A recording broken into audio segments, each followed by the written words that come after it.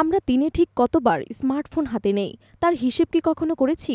সকালবেলা ঘুম ভাঙতেই প্রথম হাত বাড়িয়ে দিয়ে ফোন ধরা, বাসে ট্রেনে বসে স্ক্রল করা, কাজের ফাঁকে নোটিফিকেশন চেক, এমনকি ঘুমোতে যাওয়ার আগে শেষবারের মতো সোশ্যাল মিডিয়া ঘাঁটা। এই চক্রে প্রতিদিনই আমরা ঘুরপাক খাচ্ছি।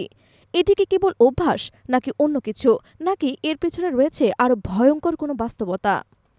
বিশেষজ্ঞরা বলছেন, এ অভ্যাসের পেছনে কাজ করছে একটি সূক্ষ্ম শক্তিশালী ব্যবস্থা, অর্থাৎ মনোযোগ অর্থনীতি। এটি এমন একটি ব্যবসায়িক কাঠামো যেখানে মানুষের মনোযোগই সবচেয়ে মূল্যবান সম্পদে পরিণত হয়েছে।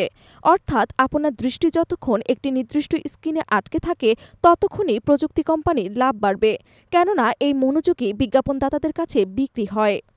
টেক দুনিয়ার বড় বড় কোম্পানি যেমন গুগল, মেটা, টিকটক, ইউটিউব সবই এই মনোযোগ অর্থনীতির খেলোয়াড়।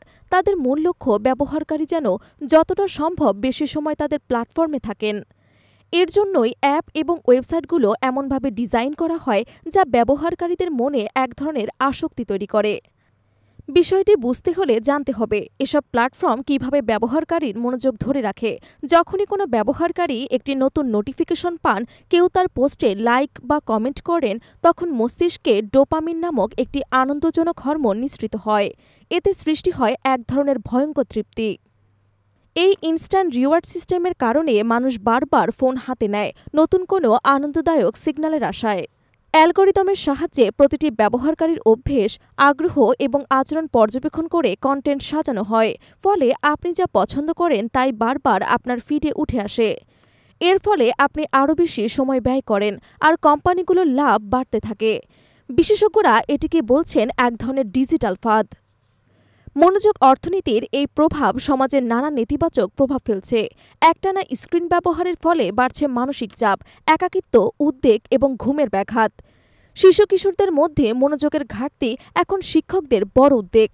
এমনকি বড়রা ক্রমেই ডিজিটালে ক্লান্তিতে ভুগছেন। এই পরিস্থিতি থেকে মুক্তি পেতে প্রয়োজন ডিজিটাল নিয়ন্ত্রণ। প্রযুক্তির ব্যবহার পুরোপুরি বন্ধ করা সম্ভব নয়, তবে সচেতন ব্যবহার জরুরি। দিনে নির্দিষ্ট ফোন থেকে দূরে থাকা, অপ্রয়োজনীয় নোটিফিকেশন বন্ধ করা, সোশ্যাল মিডিয়ার ব্যবহার সীমিত করার মতো অভ্যেস গড়ে তুললে ধীরে ধীরে এই চক্র থেকে বেরিয়ে আসা সম্ভব। শেষ কথা, আমাদের মনোযোগই এখন ডিজিটাল দুনিয়ার সবচেয়ে দামি পণ্য।